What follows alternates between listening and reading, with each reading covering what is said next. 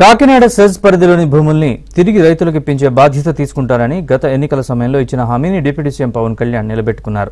SEZ పరిధిలోని 2180 ఎకరాల భూములకు స్టాంప్ రిజిస్ట్రేషన్ డ్యూటీలు మినహాయించి తిరిగి రైతులకు రిజిస్ట్రేషన్ చేసేలా ఆయన చొరవ తీసుకుని పరిష్కరించారు.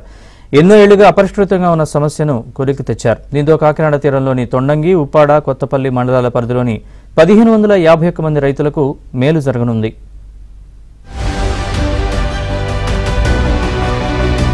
కాకినాడ సెజ్ రైతుల సమస్యలను సీఎం చంద్రబాబు దృష్టికి డిప్యూటీ సీఎం పవన్ కళ్యాణ్ ప్రత్యేకంగా తీసుకెళ్లారు. దీంతో రాష్ట్ర రెవెన్యూ శాఖ సెజ్ రైతులకు ఊరట కలిగించే నిర్ణయం తీసుకుంది.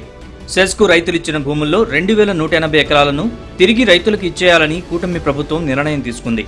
అవార్డు భూముల్ని తిరిగి రైతులకు రిజిస్ట్రేషన్ చేసి ఇవ్వాలని రెవెన్యూ శాఖ ప్రత్యేక ప్రధాన కార్యదర్శి ఆదేశాలిచ్చారు. వీటికి రిజిస్ట్రేషన్ ఛార్జీలు, స్టాంప్ డ్యూటీలు వసూలు చేయకూడదని ఆదేశాల్లో తెలిపారు. ఉప్పాడ, కొత్తపల్లి, తొండంగి మండలాల పరిధిలో ఈ భూములు ఉన్నాయి. ప్రభుత్వ నిర్ణయంపై అక్కడి రైతులు హర్షం వ్యక్తం చేస్తున్నారు. కాకినాడ సెజ్ పరిధిలో రైతులకు వెనక్కిచ్చిన భూమి తిరిగి వారి పేరు మీద రిజిస్ట్రేషన్ కాక సతమతమవుతున్నారు.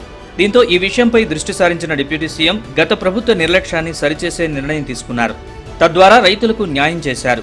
గత ప్రభుత్వంలో సెజ్ భూములపై జీవో నెంబర్ 12 విడుదలైన క్షేత్రస్థాయిలో మాత్రం రైతులకు మేలు జరగలేదు. వారి పేరున రిజిస్ట్రేషన్లు జరగలేదు. దీంతో పిల్లలకు పెళ్లిళ్లు, చదువుల కోసం భూములు ఉపయోగపడడం లేదని రైతులు పవన్ కళ్యాణ్ కు గతంలో తెలిపారు. దీనిపై పూర్తి వివరాలు పరిశీలించి రైతులకు మేలు జరిగేలా చూస్తానని డిప్యూటీ సీఎం అప్పట్లో హామీ ఇచ్చారు. ఈ సమస్యను ఇటీవల శాసనమండలి సమావేశాల్లో ప్రభుత్వ విప్ పిడుగు హరిప్రసాద్ ప్రభుత్వం దృష్టికి తీసుకొచ్చారు. అన్నదాతల ఇబ్బందుల్ని సభలో ప్రస్తావించారు. భూములు రైతుల పేరిట రిజిస్ట్రేషన్ కాకపోవడంతో రైతు భరోసా వంటి పథకాలు అందడం లేదని, బ్యాంకుల నుంచి రుణాలు పొందడానికి వీలు లేకుండా పోయిందని రైతుల వ్యధను సభ ముందుంచారు.